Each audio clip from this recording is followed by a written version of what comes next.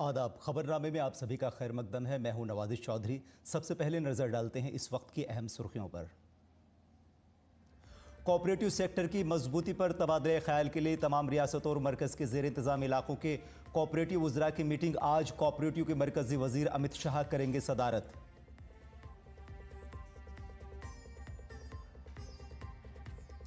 कोलकाता में law college की तालिबा के साथ इज्तिमाई इस्मत दरी के बाद एहतजाज में शिद्दत। बीजेपी की तहकीकाती कमेटी आज मगरबी बंगाल का करेगी दौरा। कैलाश मानसरोवर यात्रा 5 साल के वक्फे के बाद आज होगी शुरू। उत्तराखंड के लीपुलेख और सिक्किम में नाथुला पास दर्रे से गुजरेंगे शिव के अकीदतमंद।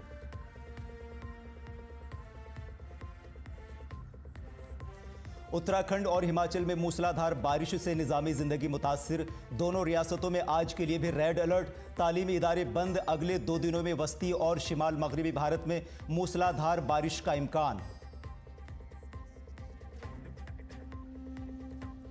और टेनिस का सबसे बड़ा टूर्नामेंट विंबलडन आज से होगा शुरू। दिफाई चैंपियन अल्काजार का मुकाबला आज फोगनिनी से।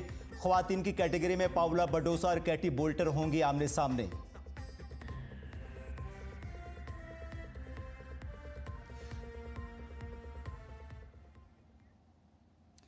नाजरीन, अब खबरें तफसील से। कोऑपरेटिव की मरकजी वजारत आज तमाम रियासतों और मरकज़ के जेर इंतज़ाम इलाकों के कोऑपरेटिव वज़रा के साथ मीटिंग करेगी। इस मीटिंग की सदारत कोऑपरेटिव के मरकजी वज़ीर अमित शाह करेंगे, जिसमें कोऑपरेटिव वज़रा के साथ additional chief secretaries, principal secretaries और कोऑपरेटिव महकमों के सेक्रेटरीज़ भी शामिल होंगे। इजलास में कोऑपरेटिव सेक्टर को मजबूत बनाने और मुस्तकबिल के लाहे अमल पर तबादले ख्याल किया जाएगा। इसके अलावा इंसानी वसाइल की तरक्की, तरबियत, कोऑपरेटिव सेक्टर में सलाहियत साजी और त्रिभुवन कोऑपरेटिव यूनिवर्सिटी के क़याम पर भी बातचीत मुतवक्के है। ये मीटिंग इज्तिमाई कोशिशों के ज़रिए वज़ीर आज़म नरेंद्र मोदी की खुशहाली के विजन को आगे बढ़ाने के लिए मुश्तरका मुफाहिमत और मरबूत हिकमत अमली तैयार करने में मदद करेगी। बीजेपी कोलकाता के लॉ कॉलेज में होने वाली बर्बरियत पर मुसलसल चिरागपा है और वज़ीर आला ममता बनर्जी से इस्तीफ़े का मुतालबा कर रही है। बीजेपी की तहकीकाती कमेटी आज मगरबी बंगाल का दौरा करेगी और जायवक़ू का दौरा करके अपनी रिपोर्ट तैयार करेगी। इस तहकीकाती कमेटी में साबिक़ मरकज़ी वज़ीर सतपाल सिंह और मीनाक्षी लेखी के साथ 2 मौजूदा मेंबरान पार्लियामेंट पिबलब कुमार देव और मनन कुमार मिश्रा शामिल हैं। बीजेपी सदर जेपी नड्डा ने यह कमेटी बनाई है, जो जायवक़ू का दौरा करने के बाद पार्टी सदर को अपनी रिपोर्ट पेश करेगी। मगरबी मेदिनीपुर में ज़िला बीजेपी महिला मोर्चा ने कोलकाता लॉ कॉलेज में मुबैना इज्तिमाई इस्मत दरी के वाक़े के खिलाफ एहतजाज में मशल मार्च निकाला। मोर्चे के सदर पारिजिता सेन गुप्ता ने कहा, आरजीकर मेडिकल कॉलेज में पेश आने वाला वाक़या आज भी यादों में ताज़ा है और अब कोलकाता लॉ कॉलेज में भी ऐसा ही वाक़या दोबारा पेश आया है। बंगाल के हालात ऐसे हो गए हैं कि एक तालिबा अपनी हिफाजत नहीं कर पा रही है। बीजेपी महिला मोर्चा ने ऐसे वाक़यात के लिए वज़ीर आला ममता बनर्जी की मज़म्मत की है और उनसे इस्तीफ़े का मुतालबा किया है।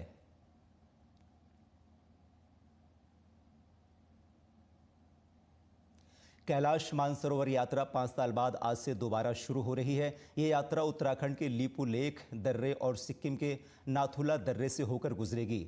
इस बार तकरीबन 750 अकीदतमंद अहम मजहबी मुकामात की ज़ियारत करेंगे।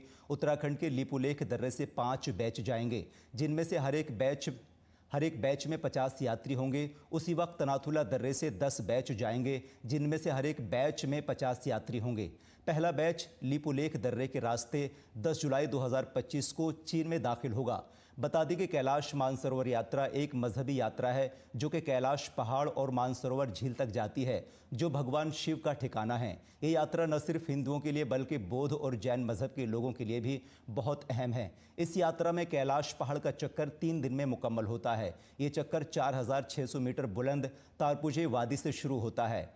इसके साथ मानसरोवर यात्रा में झील का चक्कर भी शामिल है, जो 320 मरबा किलोमीटर पर फैली हुई है। इस यात्रा में अकीदतमंदों को रूहानी तजुर्बा हासिल होता है।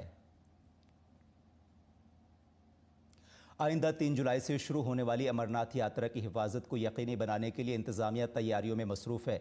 इस सिलसिले में एहतियाती कोशिशों के तौर पर Jammu Kashmir state disaster response force, भारतीय फ़ौज, सीआरपीएफ और Jammu Kashmir police state disaster response force की तरफ से जम्मू श्रीनगर शाहरा पर समरोली और तोल्डी नाला पर एक मुश्तरका फर्जी लैंडस्लाइड मश्क का इनेकाद किया गया। दूसरी तरफ रामबन के सीएमओ ने अमरनाथ यात्रा पर कहा कि हर साल की तरह अमरनाथ यात्रा हमारी तरजीह है, जिसके तहत 17 मुकामात पर कैंप लगाए जाएंगे, जिनमें क़यामगाह और लंगर भी शामिल है। तो अमरनाथ जी यात्रा हर साल हमारी प्रायोरिटी रहती है, उसी तरह से इस साल भी हमारी वो प्रायोरिटी है। तो नाशरी से लेके नवयुगा टनल तक मेडिकल फैसिलिटी से रिलेटेड हमने 17 ऐसी जगहों पे हमारे कैंप्स लगेंगे, जिनमें लॉजमेंट सेंटर्स भी है, जिनमें लंगर साइट्स भी है। इन जगहों पे हमारे बाज़ाब्ता मेडिकल कैंप्स लगेंगे, जहां पर हमारे मेडिकल स्टाफ डिप्यूट रहता है, उनमें डॉक्टर्स भी रहते हैं, पैरामेडिकल स्टाफ भी रहता है। और इन जगहों पे हम फ्री मेडिसिन यात्रियों को प्रोवाइड करते हैं। उसके अलावा कहीं पर अगर प्री डायग्नोस्टिक की जरूरत है, छोटे मोटे डायग्नोस्टिक जैसे किसी को शुगर टेस्ट करना है, बीपी चेक करना है, वो सारी फैसिलिटी सुविधाएं भी इन चीज़ों पर रहती है। इसके अलावा 24/7 हमारी एम्बुलेंस सर्विस भी दोनों जगहों पे रहती है। सदर जमहूरिया द्रौपदी मुर्मू आज उत्तर प्रदेश के दौरे पर रहेंगी। सदर का ये दौरा तिब्बी दुनिया के लिए वक्फ है। सदर आज इज्जत नगर बरेली में Indian veterinary research institute deemed university के 11वें कॉन्वोकेशन में बतौर मेहमान खुसूसी शिरकत करेंगी। दोपहर में सदर जमहूरिया गोरखपुर एम्स के पहले कॉन्वोकेशन में मौजूद होंगे। आज शाम सदर मुर्मू का गोरखनाथ मंदिर जाने और पूजा करने का भी प्रोग्राम है। मंगल को सदर मुर्मू गुरु गोरखनाथ आयुष यूनिवर्सिटी का इफ्तिताह करेंगी।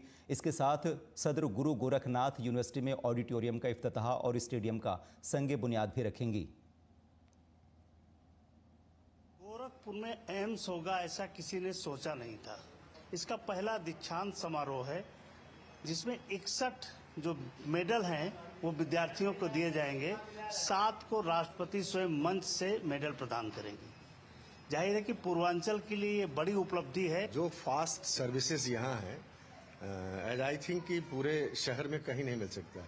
एक हार्ट के पेशेंट को जिसको अटैक हो, माइनर अटैक हो, मेजर अटैक हो, वो कहीं जा करके जितने देर में अपना लोग पैसा जमा कराएंगे, प्रोसीजर कराएंगे, उतने में यहाँ आधा प्रोसीजर हो जाता है। महायोगी गुरु गोरखनाथ आयुष विश्वविद्यालय के उद्घाटन 1 जुलाई को राष्ट्रपति द्रौपदी मुर्मू जी गोरखपुर में करेंगी।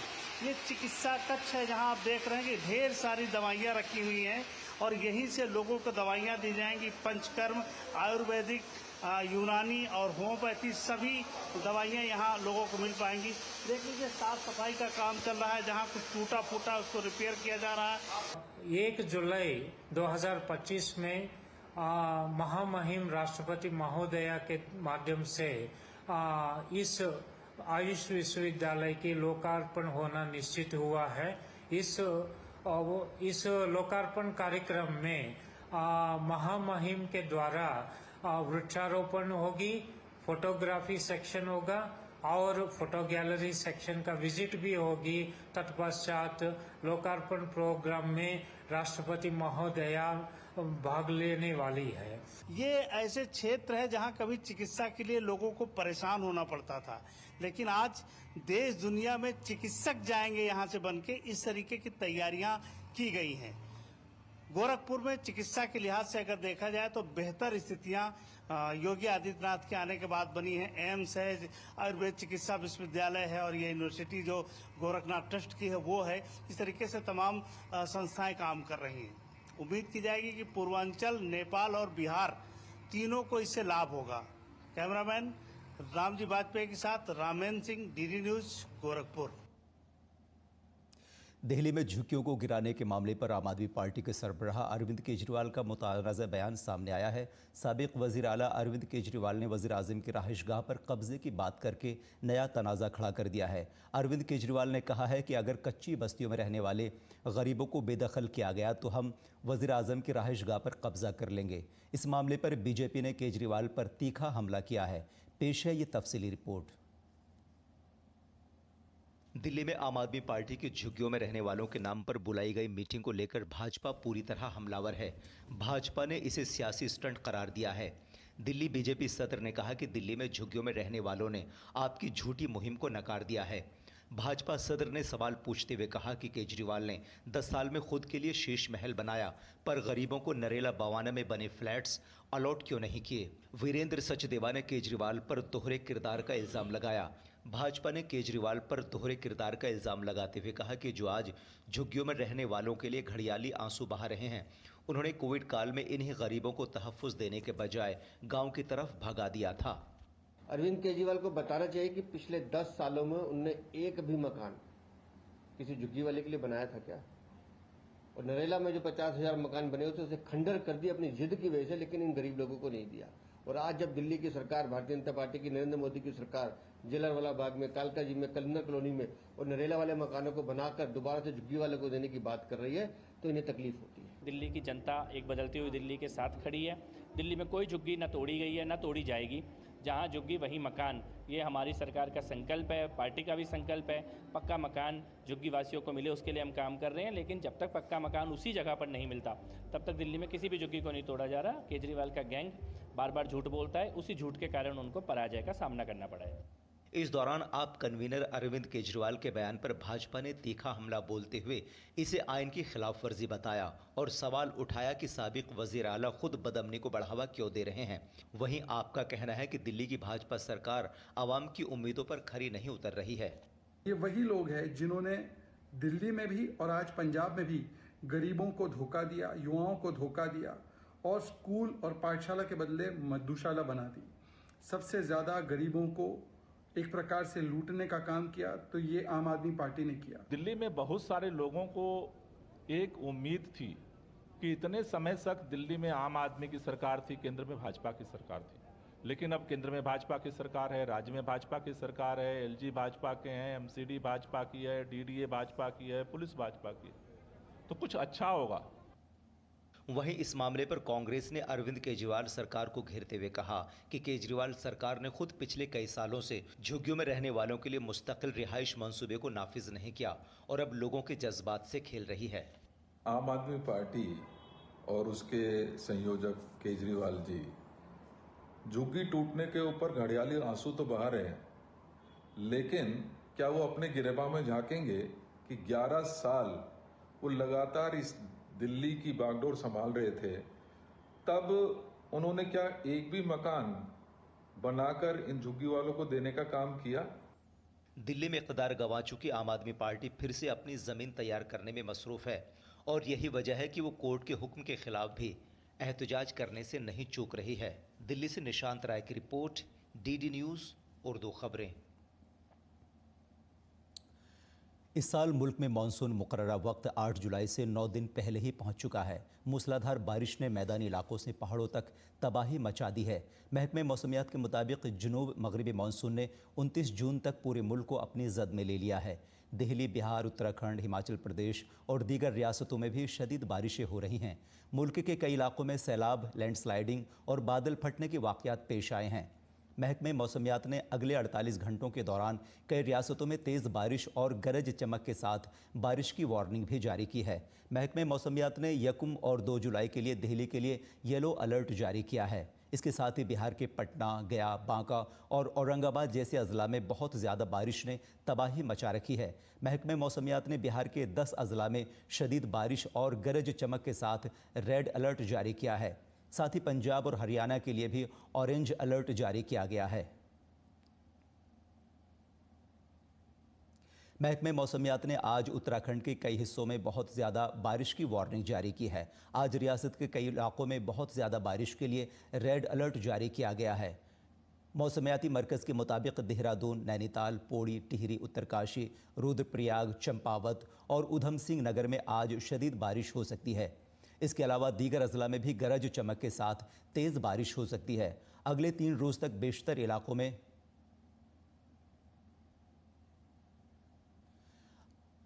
इसके अलावा दीगर अजला में भी गरज चमक के साथ तेज़ बारिश हो सकती है। अगले 3 रोज़ तक बेशतर इलाकों में मूसलाधार बारिश हो सकती है। महकमे मौसमियात के अलर्ट के बायस इंतज़ामिया ने स्कूल बंद रखने का हुक्म दिया है। भारी बारिश के इम्कान के पेश नज़र उत्तराखंड डिज़ास्टर मैनेजमेंट डिपार्टमेंट ने 1ली से 12वीं जमात तक चलने वाले तमाम तालीमी इदारों और आंगनबाड़ी मराकज़ में आज छुट्टी का ऐलान किया है। चारधाम यात्रा भी एक दिन के लिए मुलतवी कर दी गई है। पहाड़ों और नदियों के किनारों पर खुसूसी एहतियात बरतने की हिदायत दी गई हैं। आपको बता दें कि उत्तराखंड में गुज़िश्ता कई दिनों से मूसलाधार बारिश हो रही है। पहाड़ों से मैदानी इलाकों तक बारिश के बाइस निज़ाम ज़िंदगी दरहम बरहम होकर रह गया है। अगले चंद दिनों तक रियासत में बारिश से राहत का कोई इम्कान नहीं है। हिमाचल प्रदेश में मूसलाधार बारिश ने तबाही मचा दी है। आज भी यहां के कई इलाकों के लिए रेड अलर्ट जारी किया गया है। वज़ीर आला ठाकुर सुखविंदर सिंह सुक्खू की हिदायत पर रियासत के कुछ अजला में मूसलाधार बारिश की वार्निंग के पेश नज़र आज स्कूल बंद हैं। महकमे मौसमियात के मुताबिक अगले 24 घंटों के दौरान रियासत में बड़े पैमाने पर बारिश मुतवक्के है। गुज़िश्ता 24 घंटों में होने वाली मूसलाधार बारिश और मज़ीद बारिश के मद्देनज़र महकमे मौसमियात ने सोलन, सिरमौर, कांगड़ा और मंडी अजला के लिए रेड अलर्ट जारी किया है। रियासती हुकूमत सूरत हाल पर मुसलसल नज़र रखे हुए है। लोगों से अपील की गई है कि वो मुकामी इंतज़ामिया की तरफ से जारी करदा हिदायत पर अमल करें। जुमे को बहरिया के सरबराह एडमिरल दिनेश त्रिपाठी ने बहरिया के 13 एहलकारों को बहादुरी के तमगे से नवाजा। हमारी नामानिगार नंदिता डागर ने इन बहादुर सिपाहियों से बात की। हमने 36 घंटों के दौरान 2 हाईजैक बोट से 36 लोगों को और 11 पायरेट्स को सरेंडर कराया था और हॉस्टेजेस को बचाया था। हमारी जो नेवी है वो 2008 या 9 से, if I am not wrong, वहाँ पर एंटी पायरेसी एस्कॉर्ट्स और उसमें हमारी नेवी डिप्लॉयड होती है। तो इस ऑपरेशन संकल्प में आपके क्या चैलेंजेस थे? क्या वेदर या कोई एडवर्स पायरेट्स की तरफ से कोई आपके ऊपर फायरिंग हुई वगैरह? हम उस गल्फ ऑफ एडन एरिया में ऑप संकल्प के दौरान करीब 38 दिनों से डिप्लॉयड थे। और चैलेंजेस के लिए मैं सिर्फ इतना ही कहूँगा कि challenges were there. Life at sea is not easy and it is full with challenges. बहुत सारी चुनौतियाँ आई, लेकिन हर चुनौती को सामना करने के लिए हमारे पास जो दिए गए स्टैंडिंग ऑपरेटिंग प्रोसीजर्स हैं उनको फॉलो करते हुए एक बढ़िया टीम वर्क के साथ अपने साहस और ऑप्टिमाइजिंग ऑल अवेलेबल रिसोर्सेज को हमने उन सारे चैलेंजेस को ओवरकम किया। We took a decision to foul the propeller by seamanship operation where we streamed a rope with a target behind and maneuvered very closely। बहुत नज़दीक से उनके बोट के पास हमने मनूवर किया, जिसकी वजह से हमने उन्हें मजबूर किया कि वो हमारे जो पीछे रोप टो हो रही थी उस पर वो चले जाएं। लेमैन को कैसे समझाएं कि आप कह रहे हैं रोप स्ट्रीम किया और प्रोपेलर, तो ये आप मुझे बताइए कि जो पायरेट्स की जो मदरशिप थी अल नईम और जो दूसरी ईमान, उनके एक आपने डिसफंक्शनल कर दी। वो हमने उन्हें बहुत बार बहुत क्लोज मनूवर किया, फायरिंग अक्रॉस द डेक भी किया, बहुत सारे इल्यूमिनेशन बॉम्ब भी फायर किए, लेकिन वो सरेंडर नहीं कर रहे थे और पूरी तेज़ी सोमालिया की तरफ जा रहे थे। फिर हमने सोचा किस तरीके से उनके उस मदरशिप को ही, मदर बोट को ही डिसेबल कर दिया जाए। तो biggest thing at sea is you attack the propulsion. तो हमने अपने जहाज़ के पीछे करीब 2 किलोमीटर की रस्सी और उसके पीछे एक बड़ा सा फ्लोट, एक बड़े गुब्बारे की तरह टारगेट होता है, उसको फ्लोट किया और बहुत क्लोजली मनूवर किया, जिससे कि वो उनके पास कोई और चारा नहीं था। हमने उनका एक साइड ब्लॉक कर रखा था। उन्होंने जैसे ही दूसरी तरफ ऑल्टर किया, वो हमारे रोप के ऊपर से चले गए और प्रोपेलर्स हमारे रोप के ऊपर से जाने की वजह से एंटैंगल हो गया। नाज़रीन, अब पेश है दिल्ली से शाये होने वाले उर्दू अखबारात का मुख्तसर जायज़ा।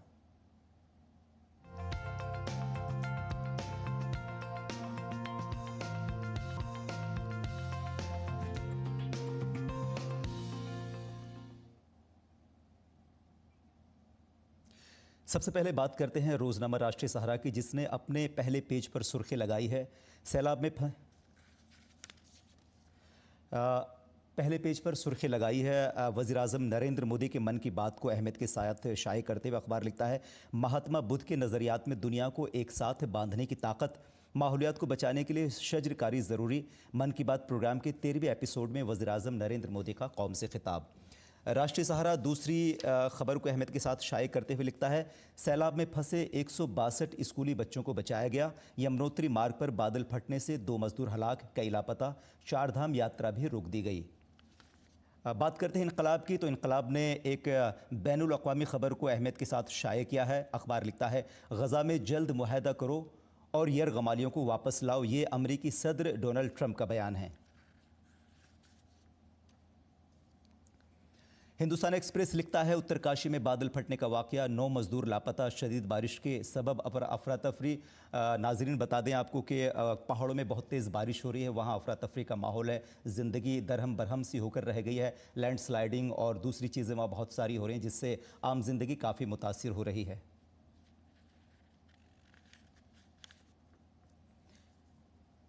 हिंदुस्तान एक्सप्रेस एक और ख़बर को अहमियत के साथ शाये करते हुए लिखता है 30 मार्च 2026 तक नक्सली सरगर्मियों का मुकम्मल खात्मा हो जाएगा। ये वज़ीर दाखिला अमित शाह का बयान है। वज़ीर दाखिला कई बार ये बात कह चुके हैं कि हम 2026 30 मार्च तक नक्सलियों को यानी लाल दहशतगर्दी को मुकम्मल तौर पर ख़त्म कर देंगे। नाज़रीन, ये थी दिल्ली से शाये होने वाले अखबारात की मुख्तसर सा जायज़ा। अब खेल की खबरों पर नज़र डाल लेते हैं। टेनिस का सबसे बावकार टूर्नामेंट विंबलडन 2025 आज से शुरू हो रहा है। लंदन में होने वाले विंबलडन 2025 का फाइनल 13 जुलाई को खेला जाएगा। पहले राउंड में 32 मैच खेले जाएंगे। मेंस सिंगल में दिफाई चैंपियन कार्लोस अल्काराज अपना पहला मैच आज आलमी नंबर 9 इतालवी टेनिस खिलाड़ी फोबियो फोगनिनी के खिलाफ खेलेंगे। ये मैच शाम 6 बजे खेला जाएगा। वीमेन सिंगल्स में स्पेन की पाउला बडोसा का मुकाबला कैटी बोल्टर से होगा। विंबलडन मेंस और विंबलडन वीमेंस डबल्स मैचेस 2 जुलाई से शुरू होंगे। Race walk athlete Priyanka Goswami का मानना है कि खेलों के मैदान में पिछले कुछ सालों में बेमिसाल काम किया गया है, जिसका नतीजा तमगों की सूरत में नजर आ रहा है। हमारे नामानिगार सुशील कुमार के साथ बातचीत में प्रियंका ने कहा कि बेंगलुरु में वाक़ sports authority of India Netaji Subhash जुनूबी सेंटर खेलों की खिलाड़ियों की तरबियत में अहम किरदार अदा कर रहा है। आने वाला साल देश और दुनिया भर के खिलाड़ियों के लिए अहम होने वाला है, क्योंकि कुछ बड़ी प्रतियोगिताएं सामने होंगी, जैसे world athletics championship, Asian games और कॉमनवेल्थ गेम्स। इसको लेकर खिलाड़ियों की तैयारी भी ज़ोरों पर है। इस वक्त मेरे साथ प्रियंका गोस्वामी मौजूद हैं। प्रियंका, अभी आप बेंगलुरु के साई सेंटर में प्रैक्टिस कर रही हैं आगामी प्रतियोगिताओं के लिए। आपसे जानना चाहूँगी, आप यहाँ पे बहुत समय से इस ट्रैक पर आप खुद को जो है प्रिपेयर कर रही हैं, इसके बारे में बताइए, इसकी खासियत क्या है और एक खिलाड़ी को तैयार करने में क्या अहम भूमिका है इसकी? जैसा कि मेरी करियर की शुरुआत हुई थी यहीं इसी सेंटर से हुई है कि मैंने अच्छा रिजल्ट देना जो शुरू किया है। मैंने तो काफ़ी चेंजेस इधर देखे हैं, जैसे कि ये जिस ट्रैक पे मैं अभी खड़ी हूँ, ये पहले सैंडर होता था ब्लैक कलर में, थोड़े टाइम पहले ये ट्रैक भी बना है और नीचे भी एक सिंथेटिक ओल्ड ट्रैक है हमारा और मिट्टी का ट्रैक होता है। तो हमें चेंजेस भी होते रहते हैं, जैसे कभी कभी ट्रेनिंग ट्रैक पे होती है, कभी रोड पे होती है, कभी मिट्टी के ट्रैक पे, तो काफ़ी हर चीज़ में हमें हेल्प मिलती है यहाँ पे। हमने देखा यहाँ पर एक छोटी बात का ध्यान रखा गया, चाहे स्पोर्ट्स साइंस हो, चाहे आप लोगों की डाइट हो, या और साइंटिफिक तरीके से एक खिलाड़ी को किस तरह से तैयार किया जाए, हर एक चीज़ का ध्यान रखा गया है। ये आप लोगों के परफॉर्मेंस को बढ़ाने में कितना मददगार साबित करता है? जैसा कि हम ऑफ सीज़न में बाद में घर से रेस्ट करके या किसी कंपटीशन की तैयारी करने के लिए दोबारा से आते हैं सेंटर में, तो सबसे पहले हमारे टेस्ट लिए जाते हैं, जैसा ब्लड टेस्ट हो गया, और उसके हिसाब से हमारी न्यूट्रिशन डाइट प्लान बनाए जाते हैं, हमारे ब्लड में क्या क्या हमारी कमियां हैं, और जैसा कि हमारे बॉडी मसल्स कहाँ भी हम लोग खड़े हैं और क्या कैसे इम्प्रूव करना है, तो उसके लिए रिपोर्ट आने के बाद साइंस एसएनसी होती है उसको इम्प्रूवमेंट करने के लिए। तो स्टेप बाय स्टेप एक बहुत बड़ी टीम बन जाती है कि हमें परफॉर्मेंस कैसे लानी है, तो काफ़ी हेल्प मिलती है। जो स्कीम्स है गवर्नमेंट द्वारा खिलाड़ियों को दी जा रही है, उसके बारे में वो खिलाड़ियों के लिए कितनी ज़्यादा अहमियत रखती हैं, और एक छोटे से गांव से निकले खिलाड़ी को एक इंटरनेशनल लेवल देने में का जो सफ़र है, जो प्रोसेस है, इसे बारे में बताएं। अभी तो टीम्स जाती हैं, जैसे जूनियर नेशनल हो गया, या हमारे एथलेटिक्स के भी मीट्स होती है, काफ़ी डिस्ट्रिक्ट लेवल की भी होती है, तो खेलो इंडिया से टीम जाती है, एथलीट्स देखते हैं कि किन में टैलेंट दिख रहा है उनको, तो उस खेलो इंडिया टैलेंट के थ्रू एथलीट्स को डायरेक्ट भी लेते हैं। और ये एक बहुत बड़ी अच्छी स्कीम है, क्योंकि हम जब मैं जूनियर थी तो उस टाइम ये स्कीम नहीं थी, बट ये है कि अभी जो प्लेयर्स को इसकी हेल्प मिल रही है, तो ये काफ़ी अच्छा है। तो ये थी प्रियंका गोस्वामी, जिनका साफ तौर पर कहना है कि जिस तरह से सरकार खिलाड़ियों के साथ खड़ी है, खिलाड़ियों की हर एक ज़रूरत का ध्यान रखा जा रहा है। साई सेंटर बेंगलुरु में एक छोटी से छोटी बात का, स्पोर्ट्स साइंस हो, चाहे डाइट हो, या अन्य तरह की सुविधाएं खिलाड़ियों के साथ खड़ी हैं, जो कि इनको आने वाले मुकाबलों में, आने वाले इंटरनेशनल स्तर के प्रतियोगिताओं में सामने रखने में अहम भूमिका निभा रही हैं। कैमरामैन प्रमोद नगी के साथ मैं सुशील कुमार, डीडी न्यूज़, बेंगलुरु। और अब पेश है मौसम का हाल।